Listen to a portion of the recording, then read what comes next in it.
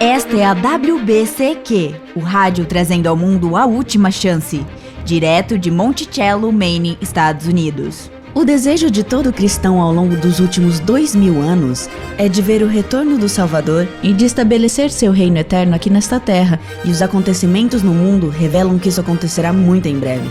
Continue ouvindo para aprender como você pode se preparar espiritualmente para os eventos finais desta terra. Rádio WLC, preparando um povo para viver no reino terrestre de Yahweh, que será estabelecido em face do iminente retorno de Cristo.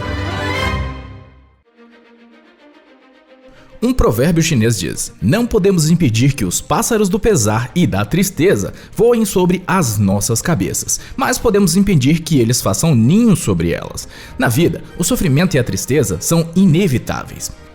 Como cristãos, queremos ter a chance de cooperar com Yahweh em atenuar os sofrimentos que sobre nós sobrevêm. Mas como fazer isso?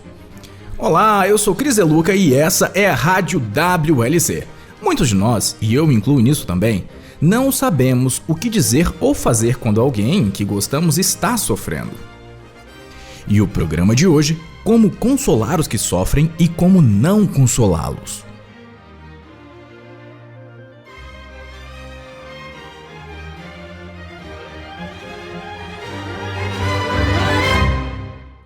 Com certeza existem coisas que podem ajudar a abrandar o nosso coração, bem como palavras que nunca devem ser ditas em certos momentos.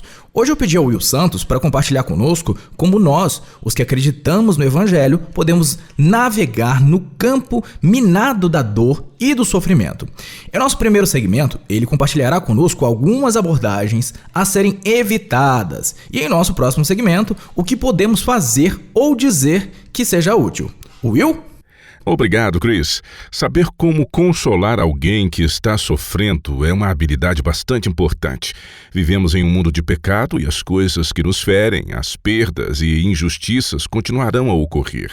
Mas saber como ajudar as pessoas nos tempos sombrios pode ter um impacto real em seu testemunho para Yah. Acho interessante que você chame isso de habilidade. Com certeza. E é algo que podemos aprender ou que devemos aprender. Há certas coisas que as pessoas tendem a dizer quando encontram alguém que passou por uma perda de grandes proporções. E, infelizmente, muitas vezes o que dizem não ajuda em nada. E, em alguns casos, pode, na verdade, causar danos ainda maiores. Isso me lembra de uma citação do escritor inglês do século XVIII, Samuel Johnson. Ele disse, abre aspas, embora a dor seja recente, toda forma de tentar afugentá-la para longe pode simplesmente irritar. Você deve esperar até que a dor seja digerida e, então, a distração dissipará o que sobrou dela. Esse é um excelente exemplo do que não fazer. Quando alguém está sofrendo, isso acaba nos deixando incômodos com tal situação. Queremos consertar, mas ao tentar consertar, podemos piorar tudo. Isso é algo que os cristãos em especial precisam saber como lidar, porque dizer ou fazer a coisa errada quando alguém está sofrendo pode, na verdade, afastar alguém de Yahweh. Como assim? Você poderia nos dar alguns detalhes mais específicos? Bem, considere, por exemplo, os ex-cristãos, aqueles que abandonaram a fé. Agora, muitos cristãos veem essas pessoas como perdidas, e algumas denominações até ensinam que elas devem ser evitadas. É uma suposição amplamente aceita que a maioria dos ex-cristãos foi ferida por alguém na igreja e que ainda não estava com suas convicções bem solidificadas, ou sua fé ainda não estava firme o bastante para superar tal adversidade. Sim, a velha desculpa. A igreja é um hospital para pecadores e não um clube de campo para santos. Mas se realmente ouvirmos o que os ex-cristãos têm a dizer sobre tudo isso, descobriremos que poucos deles se afastaram porque seus sentimentos foram feridos. A maioria deles saiu por causa de inconsistências em algumas teologias específicas de sua denominação, e suas perguntas não foram abordadas de maneira aberta e direta. E então, quando algo trágico aconteceu, eles se sentiram ainda mais isolados pelo que os membros da igreja disseram ou fizeram. Portanto, definitivamente é uma maneira certa e uma maneira errada de consolar os que estão em uma situação que requer cuidados, e falaremos sobre ambas. Antes de entrarmos nisso, você poderia dedicar alguns minutos, Will, para discutir no tocante às emoções pelas quais as pessoas enfrentam quando estão passando por algum tipo de dor ou até mesmo tristeza e sofrimento de alguma forma? Às vezes, como cristãos, temos a ideia de que nunca devemos ficar chateados ou experimentar emoções negativas. Seria quase como se fosse um pecado ser quem você quiser ser, menos viver dentro de um padrão de felicidade o tempo todo. Também já percebi essa atitude, mas não é verdade. Basta ler os Salmos e você verá como Davi lutou com todas as emoções dentro de cada realidade que ele passou. Isso é verdade. Às vezes, quase parece que ele era um maníaco depressivo. Não é pecado sentir essas emoções, pois Yahweh nos criou para senti-las, e Ele não nos criou para sermos uma máquina. É também por isso que o Pai concede a cada um uma porção de fé. Passamos pelo vale da sombra exercendo fé, e não negando o que estamos sentindo, ou de dizer a uma outra pessoa que o que ela está sentindo é errado. Sim, e a culpa é grande quando alguém está sofrendo. Porém, a única coisa a lembrar em relação à culpa é que isso pode ser uma dor camuflada. Às vezes as pessoas se sentem culpadas pela perda de um ente querido, ou mesmo pela perda de um relacionamento com um ente querido, mas nem sabem por que estão se sentindo culpadas. Eu já passei por isso e é estranho. Em minha cabeça, eu sabia que não tinha feito nada de errado e não era a pessoa responsável por criar aquela situação, mas eu ainda assim me sentia culpado. Tudo bem, se você sabe que não fez nada de errado, então por que se sentir culpado? É isso mesmo. Eu não sei. Como eu disse, era muito estranho. Eu não sei por que eu me sentia tão culpado. A culpa é você se sentir responsável pela prática de uma ofensa. Muitas vezes, quando uma pessoa luta contra sentimentos de culpa, no fundo o que ela realmente está sentindo é tristeza. Entendi o teu ponto. Eu, na ocasião, lamentava muito em um sentimento bem real. E isso pode confundir as nossas mentes. E a raiva? Obviamente, não estamos falando apenas de sofrimento quando alguém perde um familiar por morte. Estamos falando de qualquer situação em que ocorra sofrimento físico, mental ou emocional. E como é que fica a raiva? Esse é um sentimento que também pode aparecer. Eu estou feliz que você tenha trazido isso à baila, pois há essa ideia entre muitos cristãos de que a raiva é um pecado. E não é? Não necessariamente. As escrituras falam de quando Yahweh irou-se. Se ficar com raiva fosse um pecado, ele nunca alcançaria esse estágio. Sim, é claro, porque ele é santo. Quer dizer então que os seres santos não podem sentir um tipo de raiva que tenha uma conotação real? Bem, você tem que admitir que há uma diferença entre raiva humana e raiva divina. Nem sempre. A raiva pode ser uma coisa muito boa de se ter e pode até ser uma válvula de escape.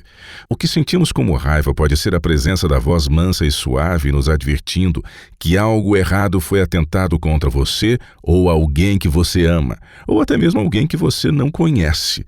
Você pode sentir raiva ao ouvir sobre alguma injustiça grotesca cometida contra uma outra pessoa. É uma voz que procede de dentro de nós nos dizendo que o que foi feito não é uma coisa boa ou aceitável. Então, como você sabe a diferença entre a raiva que é pecado e a raiva que não é? Como você lida com a raiva? A raiva se torna um pecado quando a maneira como uma pessoa lida com essa emoção é prejudicial para outra. Algumas pessoas, homens e mulheres, descarregam sua raiva no cônjuge, abusando dele ou dela fisicamente, e isso nunca é tolerável. Nunca há uma situação em que bater no cônjuge seja justificável. E enquanto os homens são mais comumente abusivos fisicamente, as mulheres também podem agir assim. Outras pessoas lidam com a raiva atacando outros verbalmente. Eles descarregam sua raiva dizendo coisas ofensivas para as pessoas que estão ao seu redor, seja um cônjuge, um filho, um amigo e até mesmo um funcionário. Ah, sim. Essa é uma maneira comum de muitas pessoas liberarem a raiva, mas sempre considerei atacar alguém como um ato de egoísmo. E tudo que você está fazendo é transferir suas próprias emoções para uma outra pessoa. Eu vejo isso como algo bastante perspicaz. Então o sentimento da raiva não é necessariamente um pecado, pois às vezes a raiva é justificável. É o que fazemos com essa raiva que determina se é pecado ou não. E a última coisa de que uma pessoa precisa quando for injustiçada e está com raiva é ouvir que ela não deveria se sentir assim. A Laura Lee me deu permissão para contar uma história que acho que realmente ilustra esse ponto. Verdade? Você sabia que ele está aqui do lado? Ah, Laura! Ei, Laura! Por que você não entra aqui e conta você mesmo sua história? Parece que ela não está muito afim, Will. Ela está balançando a cabeça aqui dizendo que não. Conte então, Will, você mesmo. Bem, você sabe que o filho dela está doente há algum tempo, não sabe? Sim, e faz um bom tempo. Desde os 10 anos que ele tem estado muito, mas muito doente e piorando cada vez mais. A Laura o levou em diversos médicos, inclusive em diferentes especialistas. Ela vem contando a mesma história há anos. Ele tem dificuldade para respirar, ele se sente cansado o tempo todo, ele piora quando ele faz algum esforço físico, a temperatura de seu corpo sempre está baixa, ele perdeu muita massa muscular e ele melhora um pouco quando faz uso de antibióticos, mas volta a ficar doente. Uau, eu não sabia que era tão sério assim, que ele estava nessa situação há tanto tempo. Quantos anos ele tem agora? 17? Agora ele está com 18. E a cada novo médico que ela o levava, ela prometia a si mesma que levaria todo e qualquer médico que ela conhecesse até que um diagnóstico fosse dado. E ela o levou a um número enorme de médicos e ouvia a mesma coisa uma vez após outra. Você está prestando atenção na forma que ele se comporta em casa e em tudo o que ele faz? Ele está com algum tipo de depressão? Não acredito. Então, basicamente, quando não conseguiam encontrar nada de errado, eles o acusavam de estar tentando chamar a atenção? Sim, é isso. E certas pessoas dentro do círculo de amizade da Laura também não baixaram a guarda. Um de seus amigos até tentou um palpite dizendo que o menino estava com a síndrome de Munchausen por transferência. Nossa, não seria o caso de alguém que está acompanhado com uma certa pessoa que faz com que ela esteja doente, além do que ela realmente está, ou exagera nos sintomas que está sentindo só para demonstrar que está preocupado com esse indivíduo? Sim, é isso. Um outro de seus amigos disse a ela que seu filho estava um pouco preguiçoso e que se ela não o motivasse, ele acabaria ganhando muito peso e não conseguiria sequer um emprego e que moraria com ela até quase os 30 anos de idade. Sem contar que esse dito amigo começou a espalhar a outros tais insultos, criando uma situação ainda mais difícil para Laura e sua família. E a Laura tem sido a única voz por anos insistindo. Eu conheço meu filho, ele está doente. Ele não está com depressão, muito menos fingindo alguma coisa. Ele está doente. Finalmente, na semana passada, o 12º médico, ela está balançando a cabeça dizendo que não. Então, o 13º, 14º? Não. Na verdade, foi o 15º médico que acabou finalmente dando um diagnóstico. E qual foi o diagnóstico? Laura, o Will pode dizer? Ela já havia me dito que eu poderia contar sobre isso. Era uma infecção estreptocócica. Sério? Uma simples infecção estreptocócica. O problema é que ele ficou com essa doença por tanto tempo que praticamente comprometeu alguns órgãos. Gente, algo tão simples que poderia ter sido resolvido anos atrás se tivesse sido diagnosticado corretamente. Bem, é claro que agora a Laura está na batalha com conflitos em sua cabeça. E é lógico que ela está aliviada, uma vez que agora seu filho pode ter uma qualidade de vida melhor. Ele terá que fazer uma cirurgia, mas ele irá se recuperar. Ao mesmo tempo, ela está lidando com uma grande raiva e frustração pela demora dos médicos, mas ela finalmente conseguiu levar seu filho ao médico certo. Desses 15, ela o levou a 4 diferentes especialistas em ouvido, nariz e garganta. Por que alguém não descobriu o que estava acontecendo antes que os 8 anos de sua vida fossem desperdiçados? Boa pergunta. Eu tenho certeza de que há muita dor também envolvida nesse processo. Por tudo ter durado tanto tempo, impactado tanto a vida dele e de sua família. Você tem razão.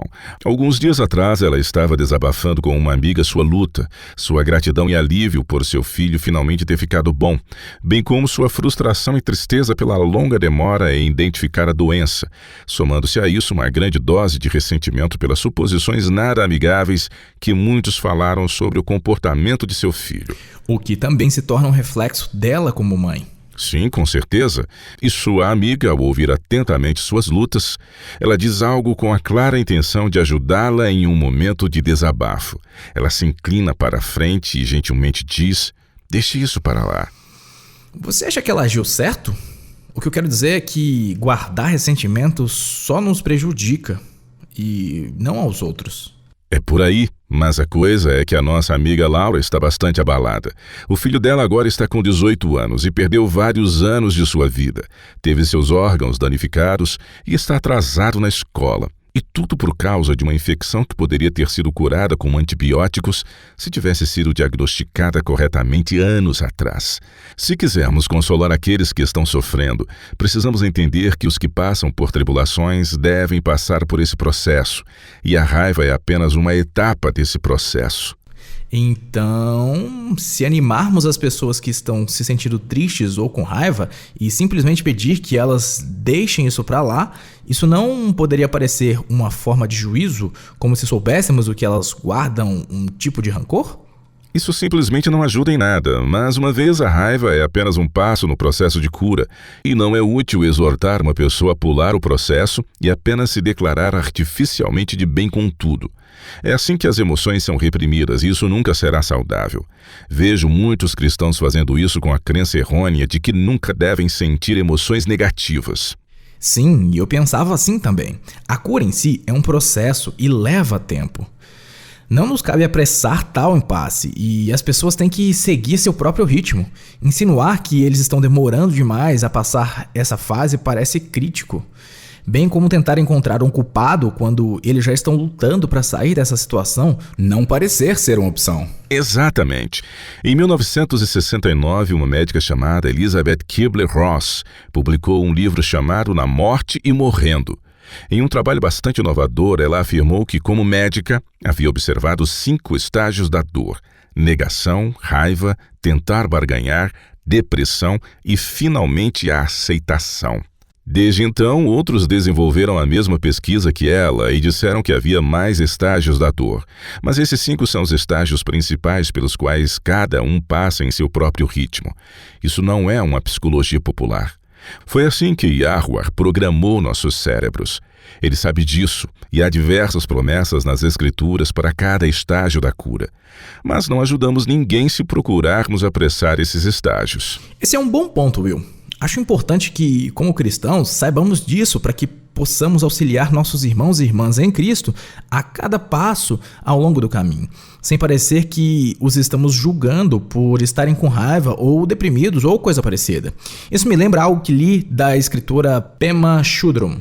Ela é uma freira budista que escreveu dezenas de livros. Ela disse, abre aspas, a cura vem em deixar que haja espaço para que tudo isso aconteça. Espaço para a dor, para o alívio, para a miséria, para a alegria.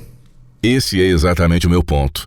Costumamos dizer que entre o agora e o fim teremos que passar por momentos bastante desafiadores, caóticos e, sinceramente falando, catastróficos. Haverá perda de vidas em uma escala incomensurável. Como dissemos antes, Yahweh permite ao diabo a liberdade de trabalhar em um nível sem precedentes. Ele permite que isso faça com que os olhos das pessoas se abram para o que realmente está acontecendo. Podemos usar esses eventos como oportunidades para testemunhar e atrair pessoas a Cristo, bem como falar palavras de esperança e ânimo a outros crentes, fortalecendo assim sua fé. Gálatas 6:2. Levai as cargas uns dos outros. Certo, queremos ser o porta-voz de Yah ao mundo. Precisamos saber o que dizer e o que não dizer, a fim de cooperar com o céu para atrair almas a Yahweh em seus pontos mais fracos. O que você diria que é provavelmente a pior coisa que você poderia dizer a alguém que está lutando com o sofrimento? Não tenho certeza se você pode reduzir esse fato a apenas uma coisa. Mas nunca comece falando pelo menos ele não sofreu, pelo menos ela não teve filhos. Pelo menos você sempre pode ter outro bebê. Pelo menos foi rápido, pelo menos não foi pior. E eu sempre odiei o... Bem, ele está em um lugar melhor agora. E Deus a amou de tanto que a levou para junto dele. Isso não apenas contradiz o que as escrituras dizem que acontece em face da morte, mas também faz Yahweh parecer egoísta. Que coisa horrível de se dizer a alguém que sofre com a perda de um ente querido. Essas falas vêm de um desejo de ajudar, mas o fato é que quando ocorre uma perda, não há palavras que possam acalmar um coração quebrantado. Ser demitido só pelo fato de você querer honrar a Yahweh e adorá-lo em seus sábados não é justo. Você não vai se sentir melhor se de repente alguém lhe dissesse: pelo menos você pode encontrar outro emprego, ou pior. Yahweh sabia que alguém precisava desse emprego mais do que você. Sim, isso não passaria de um insulto. As pessoas têm o direito de processar suas emoções. É por isso que o livro dos Salmos pode ser muito útil quando as pessoas estão passando por algum tipo de sofrimento em suas vidas. Vemos com clareza Davi processando suas emoções de angústia e raiva, bem como todas as outras emoções nos salmos que ele escreveu. Existe alguma coisa que você nunca deveria dizer a uma pessoa que não faz parte da nossa fé, como você talvez diria a um crente? Sabe, você estava dizendo de como, nos dias que à frente estão, que o saber como animar alguém poderá fazer a diferença se uma pessoa será atraída a Yahuwah ou mesmo rejeitada. Existe alguma coisa em particular que você não deveria dizer a um não crente? Sim, e seria: estou orando por você. Sério? Agora veja, eu também teria pensado que falar para um não crente que você está orando por ele, por ela ou pela situação, ou seja o que for, seria o momento perfeito para testemunhar. Muitas pessoas pensam assim também, mas você está me perguntando sobre os não crentes. Um ateu não acredita no poder da oração. Para eles, assim como para muitos ex-cristãos que não acreditam na oração, dizer que você vai orar por eles não seria uma forma de testemunhar. É uma saída fácil.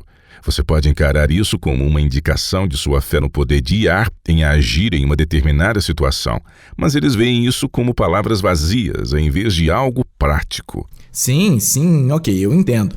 E que tal dizer a alguém, tente seguir em frente? Seria como, tente deixar pra lá, não seria isso?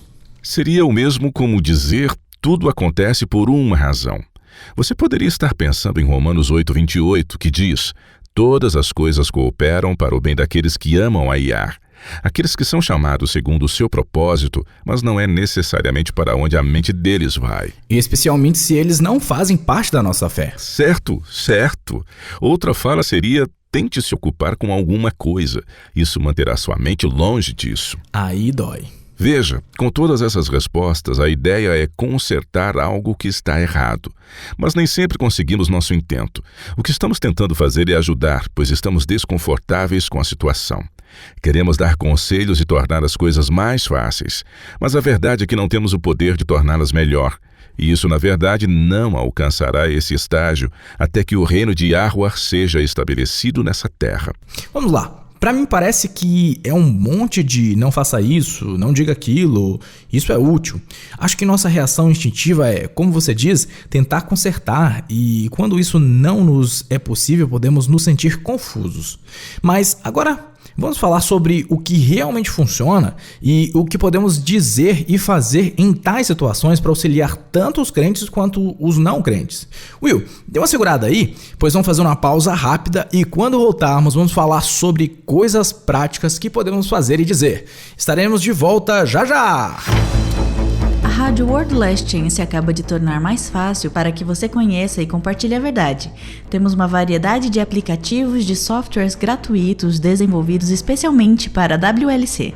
Temos um aplicativo de rádio que permite baixar ou transmitir programas de rádio em seu dispositivo Apple ou Android. Essas transmissões são oferecidas em 9 idiomas distintos, apresentadas por mais de 40 diferentes comentaristas e autores cristãos. Você poderá procurar por esses episódios por categoria ou por um título em específico por meio de uma emissora que seja de sua preferência. Você pode inclusive salvar seus episódios favoritos para compartilhar com outras pessoas ou ouvi-los novamente em outra oportunidade. Nós também temos um aplicativo para acessar o calendário, o qual é um software muito fácil de usá-lo e que faz uma conexão direta entre o calendário gregoriano com o calendário bíblico lunisolar. Basta acessar o www.worldlastings.com/português e procurar o hiperlink chamado WLC Apps em nossa página inicial. E procurar o hiperlink chamado WLC Apps em nossa página inicial. Estamos falando hoje sobre o que não dizer ou fazer quando alguém crente ou não crente está sofrendo. Vamos falar agora sobre o que podemos fazer e o que podemos dizer para ajudar aqueles que também podem um dia ser atraídos para Yahuwah. Bem, você me conhece, Chris, que eu sempre gosto de olhar para os princípios bíblicos. Então vamos começar com Mateus capítulo 12. Você poderia abrir lá para nós, por favor? Yahushua tinha uma missão tripla. A primeira, é claro, foi redimir a raça humana onde Adão caiu. E isso ele conseguiu vivendo uma vida perfeita e sem pecado, nunca cedendo à tentação. O segundo propósito de sua missão era revelar o Pai às mentes humanas caídas. O Pai é tão grandioso e perfeito que as mentes caídas não conseguem compreender a beleza de seu caráter. Dessa forma, Yahushua veio para revelar como o Pai seria se ele fosse um ser humano como nós. Você se lembra quando Filipe disse: Senhor, mostra-nos o Pai, e isso nos basta? Qual foi a resposta do Salvador? Filipe, há tanto tempo estou convosco e não me tens conhecido? Quem vê a mim, vê o Pai. Como dizes tu, mostra-nos o Pai? Isso mesmo. Em cada ação e reação do Salvador devemos ver o que o Pai faria, diria, pensaria e sentiria se fosse humano. E o terceiro propósito da missão de Yahushua foi o de ser o nosso exemplo. Quando ele lavou os pés dos discípulos, ele disse: Porque eu vos dei o exemplo, para que como eu vos fiz, façais vós também. É claro que naquele contexto ele estava falando especificamente da ordenança do lava-pés, mas o princípio vale para tudo em sua vida. Ele é nosso exemplo em tudo. Então, quando queremos saber como trazer consolo aos que estão em sofrimento, tudo o que temos a fazer é aprender como Yahushua agiu nessas circunstâncias, porque isso nos ensina como o Pai age. Você já está aberto lá em Mateus 12, Chris? Sim, e qual versículo? Versículos 17 a 21. Na verdade, o texto de Mateus está citando Isaías 42, e então não há dúvidas de que esta passagem se aplica ao Messias, bem como descreve sua missão. Vejamos o que diz. Ok. Para se cumprir o que foi dito por intermédio do profeta Isaías: Eis aqui o meu servo que escolhi, o meu amado, em que a minha alma se compraz. Farei repousar sobre ele o meu espírito, e ele anunciará juízo aos gentios. Não contenderá, nem gritará, nem alguém ouvirá nas praças a sua voz. Não esmagará a cana quebrada, nem apagará a torcida que fumega, até que faça vencedor o juízo. E no seu nome esperarão os gentios. Yahuwah implantou seu espírito em nosso Salvador, e o resultado foi que Yahushua refletiu como Yahuwah era. E a maneira como ele agiu foi de não se exasperar ou levantar o tom de sua voz. Em outras palavras, ele não ousou acusar nenhuma das pessoas que tiveram algum contato com ele. Ele não afligiu aqueles que já estavam feridos. Aqueles que estavam lutando, ele não pisou em cima deles, tornando seus fardos ainda mais difíceis. E é assim que agiremos quando virmos outros sofrendo, sejam eles crentes ou não. É revelando o amor de Yahuwah que as almas são atraídas a ele. Porque amor desperta amor, e isso é essencial. Bem, agora vamos falar de alguns detalhes mais específicos. Esse é o princípio, mas como isso funciona na vida prática e em nossas ações? Vamos lá. Existem 3 maneiras específicas que Yahushua demonstrou o amor de Yahuwah para com aqueles que estavam sofrendo. Primeiro, ele usou palavras. Depois, ele nunca condenou. Terceiro, ele estendeu a mão de uma forma prática. Vejamos cada uma dessas ações individualmente. Número 1, palavras. As palavras são poderosas. Elas podem tanto construir como destruir alguém. E Paulo também entendeu dessa forma. Leia 1 Tessalonicenses 5, versículo 11. Tudo bem, diz: Consolai-vos, pois, uns aos outros e edificai-vos reciprocamente, como também estáis fazendo. Qualquer pessoa comprometida em cooperar com Yahushua, em trazer ânimo aos aflitos e curar os quebrantados de coração, entenderá o poder das palavras. Abra agora, Chris, em Provérbios 25 e leia o versículo 11. Eu tenho dificuldades em enfatizar o quanto é importante usar palavras adequadas ao tentar fortalecer, confortar e encorajar outros. Você já encontrou? Se sim, leia para nós. Como maçãs de ouro em salvas de prata, assim é a palavra dita a seu tempo. O oposto também é verdadeiro. Palavras que são ditas imprudentemente podem durar e causar danos por literalmente anos após o fato ter ocorrido.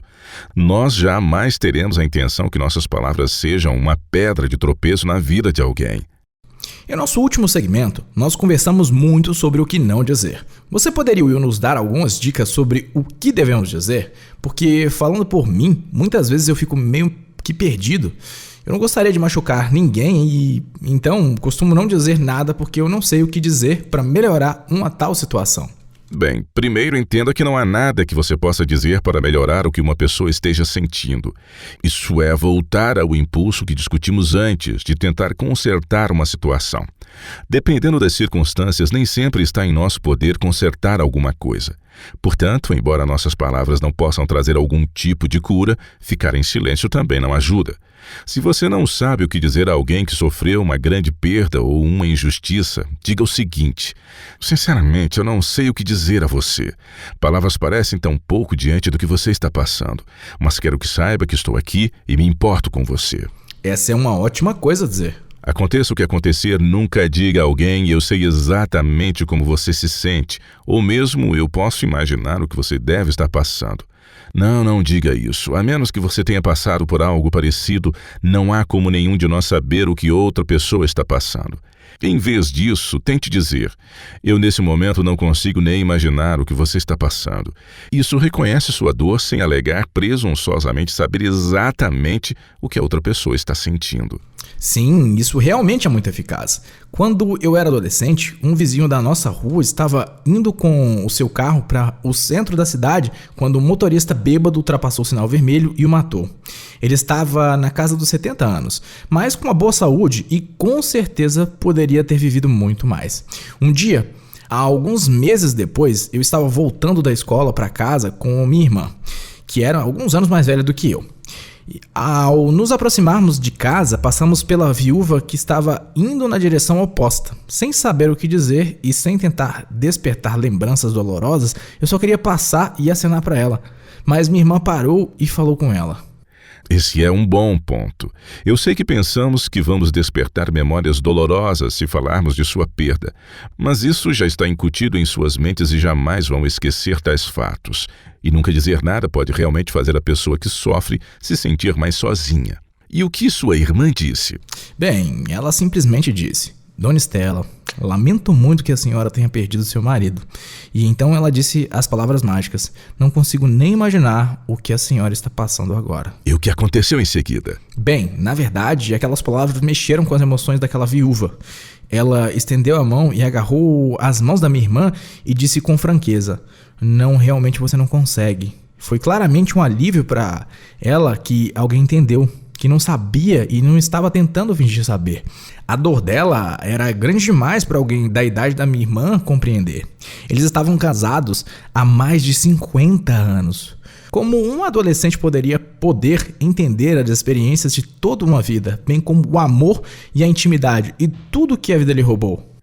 Bem, obviamente a viúva achou isso bastante válido. Ela achou muito positivo em ter alguém reconhecendo sua dor sem tentar alegar saber exatamente como ela se sentia. E ao falar com alguém que sofreu uma injustiça ou uma perda, não tente consertar a situação. Precisamos falar menos e ouvir mais. Não dê conselhos médicos não solicitados. Eu tenho um primo que é deficiente físico. Onde quer que ele vá, as pessoas querem saber o que há de errado com ele. O que é um insulto querer saber o que houve. Eu concordo. E sem conhecer seu histórico médico, querem contar a ele tudo sobre um miraculoso tratamento que ajudou a melhorar a amiga da mãe, do primo, da cunhada, de sua esposa. A verdade é que faz literalmente anos desde que alguém tenha sugerido algo que ele ainda não tenha ouvido falar antes e que não tenha tentado. Então sim, aconselhamento médico não solicitado não é útil. Deixe-o voltar ao ponto de tentar consertar uma situação.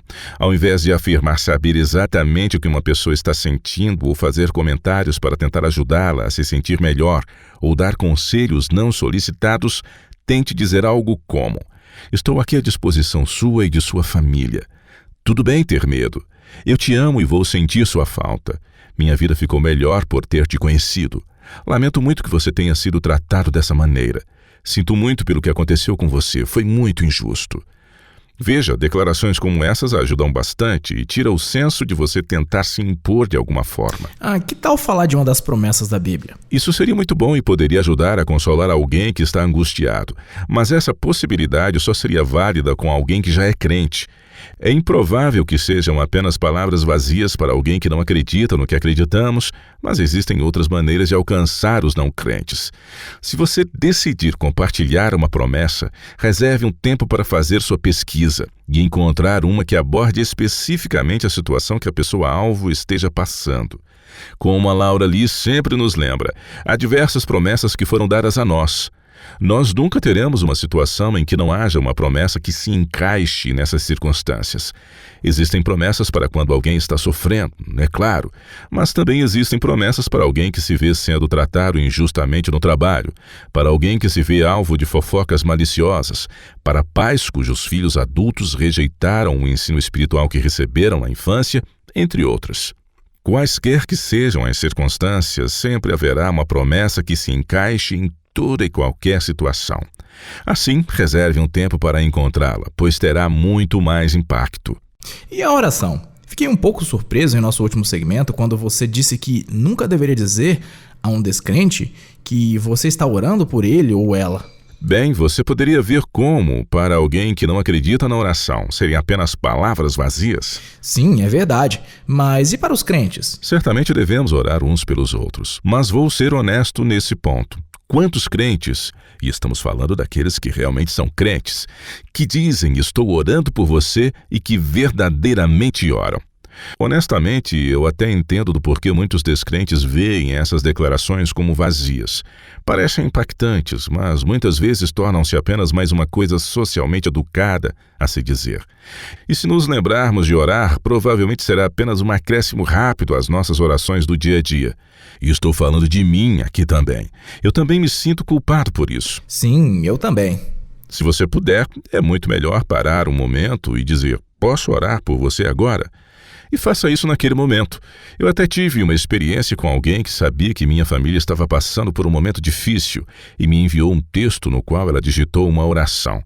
Isso significou muito. Isso tocou nossos corações durante um período bastante difícil e foi muito reconfortante para nós. Tenho a sensação de que algumas das maneiras pelas quais você pode confortar e ajudar os crentes não são as mais eficazes para os descrentes. Obviamente, qualquer declaração abertamente espiritual para um descrente não será tão eficaz. Existe uma maneira mais eficaz de alcançar os não crentes que ainda não pode ser usada por IA para atraí-los a ele? Eu entendo do porquê palavras que envolvem a fé não seriam as mais eficazes para os não crentes, mas também acredito que Yahweh pode alcançar qualquer pessoa em qualquer lugar. Estamos falando sobre maneiras de cooperar com nosso Pai Celestial, com o fim de atrair a Ele os que sofrem e os que estão desesperançosos, especialmente nos dias que à frente estão. Então, qual é, na sua opinião, a melhor maneira de fazer isso? Bem, o primeiro seria seguir o exemplo de Cristo. E há mais duas maneiras pelas quais ele ministrou aos outros que foram muito eficazes tanto para os crentes quanto para os não crentes. Na verdade, essas duas práticas são o motivo pelo qual o ministério público de Cristo foi tão eficaz, como também o motivo pelo qual atraiu multidões a ele. A primeira é não condenar. Nunca condene outra pessoa. Uma pessoa que se sente condenada não será atraída por você e certamente não será atraída a Yahweh. Este é um ponto muito importante do porquê muitos cristãos sentem que uma das funções de seu testemunho cristão é apontar onde alguém está pecando. Eu sei que eu não deveria estar rindo, mas você está certo. Na verdade, essa foi uma das razões pelas quais os fariseus perseguiram Yahushua tão implacavelmente. Eles não gostavam de como ele era popular entre os menos favorecidos. E a razão pela qual ele era tão popular, é claro, era que ele aceitava todos, os tratando com amor, bondade e dignidade. Ele não apontava suas falhas, ele não rejeitou a hospitalidade deles porque não concordava com suas escolhas de estilo de vida. Ele foi gentil, ele simplesmente os amava. Sim, escute isso. São os 2 primeiros versículos de Lucas 15, diz: aproximavam-se de Yahushua todos os publicanos e pecadores para o ouvir. E murmuravam os fariseus e os escribas, dizendo: este recebe pecadores e come com eles. Ele mostrou a todos por suas palavras e ações o mesmo amor e a aceitação que o Pai mostra quando os pecadores vêm a Ele. E se quisermos atrair pessoas para Yahweh, especialmente se eles já estão sofrendo algum tipo de perda, vamos tratá-los com o mesmo carisma, amor e aceitação que Yahushua os tratou, porque é isso que o Pai faz. Veja, o fato é que os fariseus pensavam que Yahushua era como eles. É por isso que eles tentaram prendê-lo quando armaram uma situação para pegar uma mulher em adultério. E você sabe que foi uma armação porque tudo o que eles tinham era uma mulher. E onde estava o homem? Certo, vamos dar uma olhada nisso. João 8, vamos começar com o versículo 2. Tá. De madrugada, voltou novamente para o templo, e todo o povo ia ter com ele. E assentado, os ensinava. Os escribas e fariseus trouxeram à sua presença uma mulher surpreendida em adultério. E, fazendo-a ficar de pé no meio de todos, disseram a Yahushua: Mestre, esta mulher foi apanhada em flagrante adultério. E na lei nos mandou Moisés que tais mulheres sejam apedrejadas. Tu, pois, que dizes? Isso diziam eles, tentando-o para terem de que o acusar. Veja, se ele sugerisse misericórdia ou clemência, eles planejariam condená-lo diante do povo por não respeitar a lei de Moisés. Mas se ele dissesse que a lei de Moisés deveria ser mantida, eles poderiam condená-lo diante dos romanos. Mas Yahushua era sábio demais para eles. Depois de escrever na poeira do chão uma lista de seus próprios pecados, o que ele disse? Aquele que dentre vós estiver sem pecado, seja o primeiro que lhe atire pedra. Sempre amei o que ele disse. Uma resposta brilhante. E ele não parou por aí. Depois que todos os acusadores já haviam ido embora, ele se virou para a mulher e o que ele a disse? Versículos 10 e 11. Erguendo-se Yahushua e não vendo a ninguém mais além da mulher, perguntou-lhe: Mulher, onde estão aqueles teus acusadores? Ninguém te condenou? Respondeu ela: Ninguém, Senhor.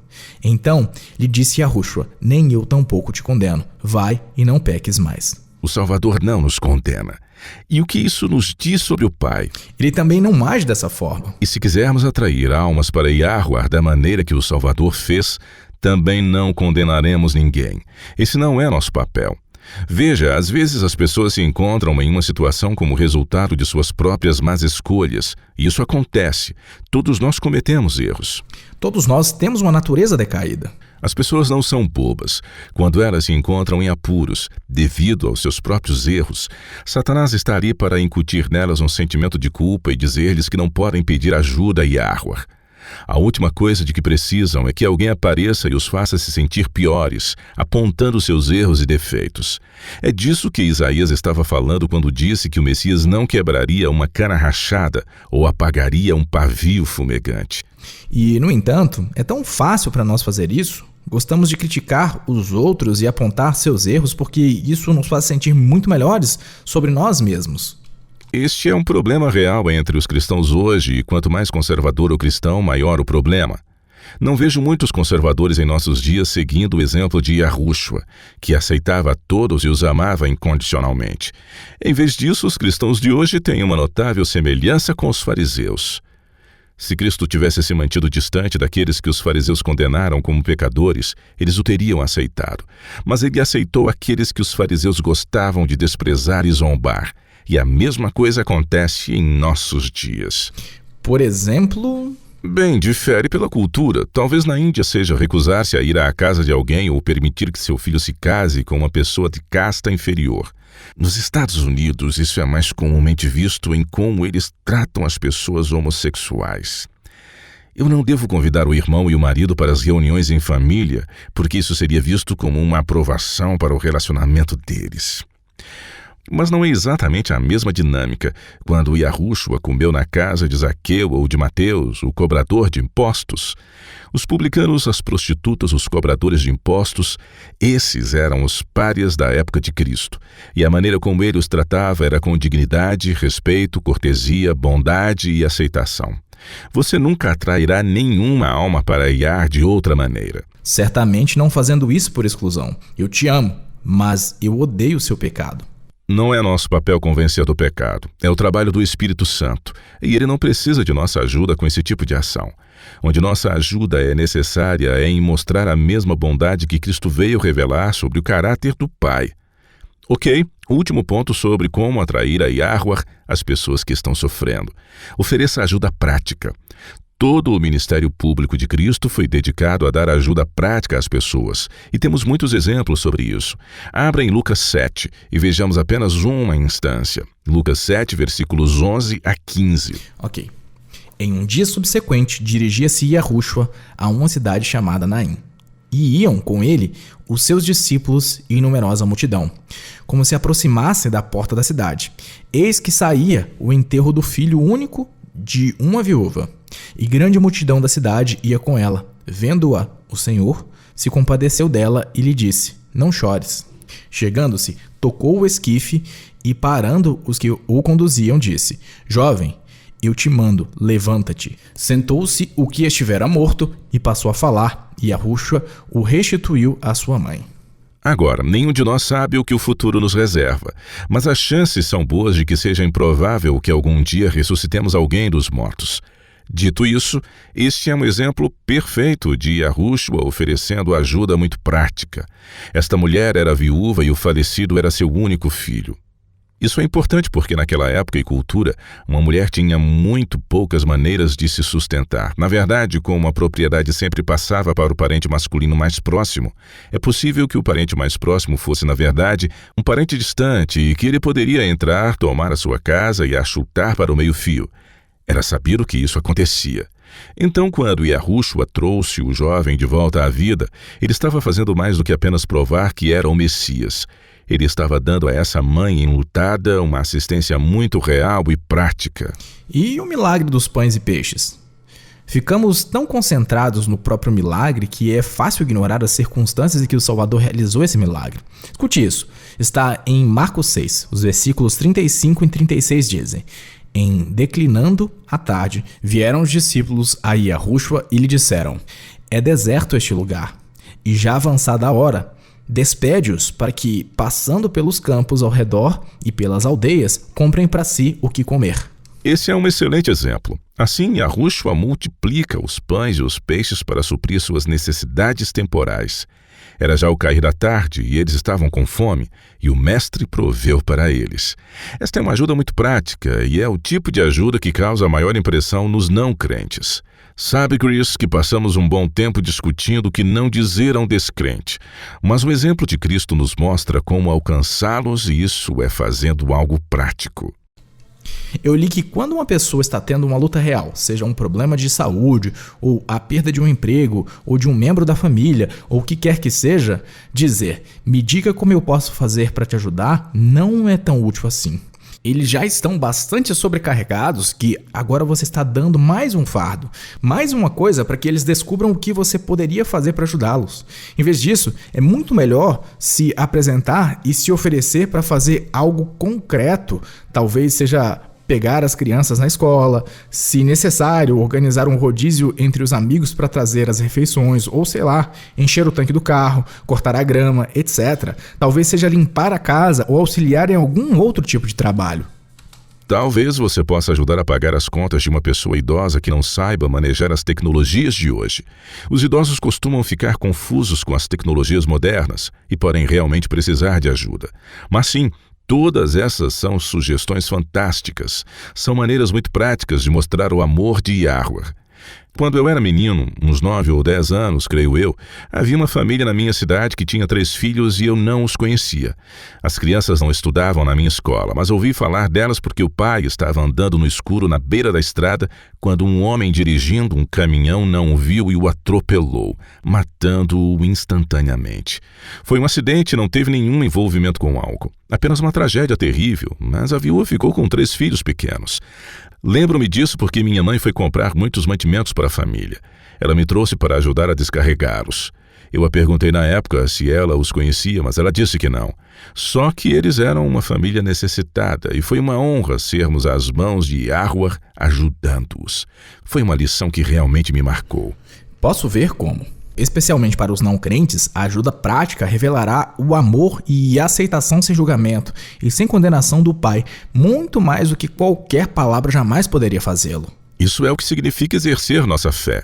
Nos dias que à frente estão, especialmente quando as trombetas do Apocalipse começarem a soar, haverá uma enorme perda de vidas e muito sofrimento envolvido.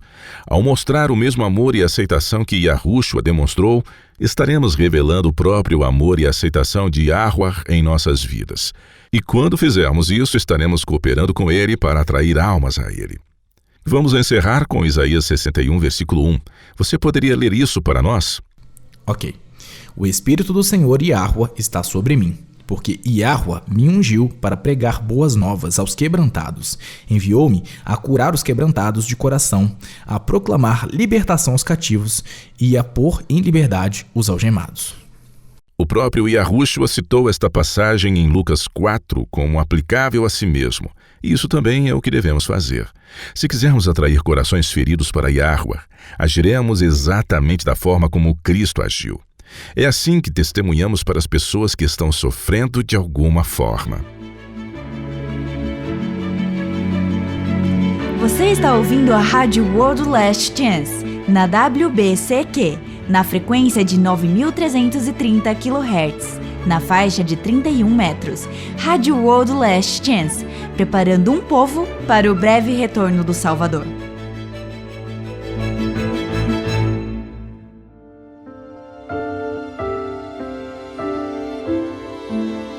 Olá, eu sou a Laura Lee com sua promessa diária da Palavra de Yah. No final do mês de agosto de 2005, o furacão Katrina atingiu a costa do Golfo dos Estados Unidos. A tempestade de categoria 5 foi, na história, o terceiro furacão de proporções avassaladoras a atingir os Estados Unidos até aquele momento. Metade do sistema ao longo dos 560 quilômetros de muros de contenção e barragens contra inundações da cidade de Nova Orleans foram afetados. Na tarde de 29 de agosto, 80% da cidade estava submersa, condição que perdurou por diversas semanas após o ocorrido. 1.836 pessoas perderam suas vidas e milhões ficaram desabrigadas nos estados de Louisiana, Mississippi e Alabama. O número de mortos foi o quarto maior de todos os furacões na história dos Estados Unidos, e o custo estimado pela Administração Nacional Oceânica e da Atmosfera em 125 bilhões em danos, e foi o furacão que mais prejuízo trouxe aos Estados Unidos já registrado na história. No momento desta transmissão, quase 20 anos depois, a população de Nova Orleans ainda não havia atingido o número de 484.674 habitantes que viviam nesse estado antes do Katrina. À medida que a notícia do desastre se espalhava, ofertas de ajuda chegavam de todo o mundo. E não apenas dos aliados dos Estados Unidos, mas Cuba foi um dos primeiros países a oferecer ajuda, colocando à disposição para enviar 1.586 médicos e 26 toneladas de remédios. Ofertas de ajuda vieram do Afeganistão, Filipinas, Singapura, Índia, China, França, Alemanha, Egito, Kuwait, Reino Unido, Espanha e muitos outros países. México e Canadá, vizinho dos Estados Unidos, enviaram muitas das coisas que careciam naquele momento. O Irã, inimigo político de longa data dos Estados Unidos, se ofereceu para enviar ajuda humanitária e 20 milhões de barris de petróleo bruto. Mesmo países como Djibouti, Gabão, Armênia, Peru, Nigéria, Papua Nova Guiné e a pequena Palau ofereceram ajuda e o que fosse necessário. Foi uma crise humanitária de proporções históricas e o mundo se ofereceu para ajudar a aliviar a dor de milhares de famílias. A notícia do desastre e do sofrimento dos sobreviventes chegou a um grupo de mulheres em Uganda. Muitas dessas mulheres tinham AIDS e trabalhavam em uma mina fora da capital, Kampala, pelo trabalho árduo de triturar manualmente rochas em cascalho. Elas recebiam apenas $1,20 por dia. Isso é o equivalente a um pouco mais de R$6. Um dia de trabalho, você conseguiria viver nessas condições? Essas mulheres viviam em extrema pobreza e ainda assim, de alguma forma, conseguiram doar $900 ou R$4.500 para as vítimas do furacão Katrina. Essa é uma quantia enorme. Quando eu li essa história no noticiário, lembrei-me de uma história contada em Marcos 12, versículo 41 a 44. Ela diz: Assentado diante do gasofilácio, observava Yahushua como o povo lançava-lhe o dinheiro.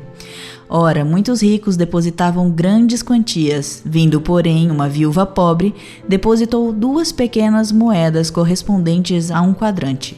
E chamando seus discípulos, disse-lhes: Em verdade vos digo que esta viúva pobre depositou no gasofilácio mais do que fizeram todos os ofertantes, porque todos eles ofertaram do que lhes sobrava. Ela, porém, da sua pobreza deu tudo quanto possuía, todo o seu sustento. Você pode querer trabalhar para Yahweh, mas sente que o que tem para dar é muito pouco. Talvez um valor em dinheiro não tão considerável, ou talvez não disponha de tanto tempo para contribuir de alguma forma. Mas isso não é verdade. Yahweh lê os corações. Em Mateus 25, versículo 40, ele diz: Em verdade vos digo que sempre que o fizeste a um destes meus pequeninos irmãos, a mim o fizestes. Yahweh vê o que você faz. Talvez seja dedicar uma hora extra para trazer alívio a alguém e orar com um amigo que está sofrendo. Mesmo que você esteja cansado e só o que você queira é voltar para casa. Talvez seja enviar uma mensagem de texto com uma promessa bíblica para encorajar alguém que está passando por um momento difícil. Talvez você esteja ajudando uma família pobre que você conhece. Nenhum tipo de ajuda é insignificante, porque o Pai considera cada ato feito com bondade como sendo feito para Ele mesmo. Recebemos grandes e preciosas promessas. Vá e comece a reivindicá-las.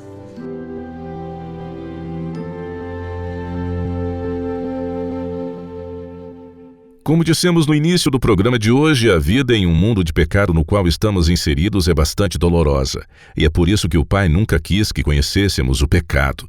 E as coisas só tendem a piorar daqui para frente. Mas as próprias experiências que são tão dolorosas podem, sob a influência e orientação do espírito de Yah, ser usadas para atrair pessoas a Yahweh, permitindo que elas vejam seu amor, sua bondade, sua empatia por meio de nós. Por meio de nós, Yahweh pode alcançar as almas feridas e cercá-las com sua paz restauradora. E não é isso que queremos fazer? Que possamos permitir a luz do amor do Pai brilhar por meio de nossa vida e que alcancemos aqueles que nos cercam. Com certeza, e sim, apesar de passarmos por momentos difíceis, sabemos que o resultado final valerá a pena. Você poderia, por favor, Chris, abrir no capítulo 21 de Apocalipse? Este é o penúltimo capítulo de toda a Bíblia, e as promessas que ele contém são fantásticas. Apocalipse 21 e os seus primeiros 4 versículos. Ok. Vi novo céu e nova terra, pois o primeiro céu e a primeira terra passaram, e o mar já não existe. Vi também a cidade santa, a nova Jerusalém, que descia do céu, da parte de Yahweh, ataviada como noiva, adornada para seu esposo. Então ouvi grande voz vinda do trono, dizendo: Eis o tabernáculo de Yah com os homens, e Yahweh habitará com eles. Eles serão povos de Deus, e Yah mesmo estará com eles. E lhes enxugará dos olhos toda lágrima, e a morte já não existirá, e já não haverá luto, nem pranto, nem dor, porque as primeiras coisas passaram. É isso, bem aqui. Esta é a recompensa que aguarda todos os que permanecerem fiéis durante todas as provações que alcançarão nosso planeta. Às vezes nossas experiências aqui podem nos fazer sentir que, se começarmos a chorar, esse choro nunca terá fim. Mas a promessa é que o próprio Yahweh enxugará toda a lágrima. Não haverá mais tristeza, nem injustiça, nem mais perseguição. Nada que crie dentro de nós sentimentos de pesar, culpa ou raiva. E as coisas que ficaram para trás antes mesmo do reino de Yah ser estabelecido. Yah enxugará todas essas lágrimas. Que grande recompensa nos aguardam! E ser capaz de cooperar com Yahweh para ganhar almas para ele? Que privilégio! Sim, coisas que nos machucam acontecem e continuarão acontecendo.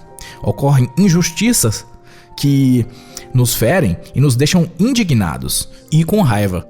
A perda nos faz sofrer, mas podemos usar essa abertura para atrair almas a Yah. Isso me lembra de um versículo de Daniel 12. Dê-me apenas um segundo para encontrá-lo. Aqui, já achei. Daniel 12, versículo 1 a 3. Esses versos falam sobre o tempo de angústia que precede o retorno de Cristo. Diz: Mas naquele tempo será salvo o teu povo, todo aquele que for achado inscrito no livro. Muitos dos que dormem no pó da terra ressuscitarão, uns para a vida eterna e outros para a vergonha e horror eterno. Agora ouça isso. Esta é a parte que eu gosto, diz: Os que forem sábios, pois resplandecerão como o fulgor do firmamento, e os que a muitos conduzirem à justiça, como as estrelas, sempre e eternamente. Que privilégio trabalhar com Cristo e auxiliar na cura dos quebrantados de coração, confortando os aflitos e levando muitos à salvação. Amém! E podemos começar agora com todos aqueles que fazem parte de nosso ciclo de influência. Bem, nosso tempo acabou por hoje. Junte-se a nós novamente amanhã. E até lá. E lembre-se, Yahweh te ama e ele é digno de confiança.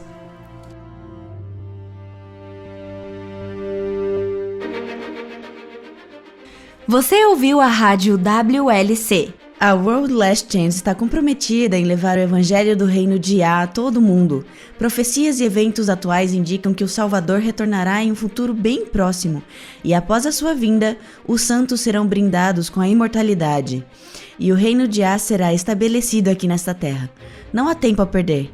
Aceite hoje o dom da salvação e permita que Yahuwah o cubra com a justiça de Cristo. Este programa, bem como os episódios passados na WLC, estão disponíveis em nosso website no www.worldlastchance.com/português. Clique na opção Rádio WLC na parte superior direita da página inicial. Participe conosco novamente amanhã com uma nova mensagem cheia de verdade no WBCQ, na frequência de 9.330 kHz, na faixa de 31 metros. Rádio World Last Chance, preparando um povo para viver no reino terrestre de Yahuwah, que será estabelecido em face do eminente retorno de Cristo.